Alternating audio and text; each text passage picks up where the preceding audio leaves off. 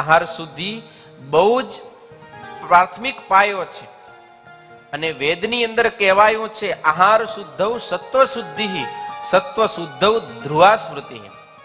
જો આપણો આહાર શુદ્ધ હશે તો આપણું અંતઃકરણ શુદ્ધ થશે, અને અંતઃકરણ શુદ્ધ થશે તો એની અંદર આપણને ભગવાનનું દર્શન થશે.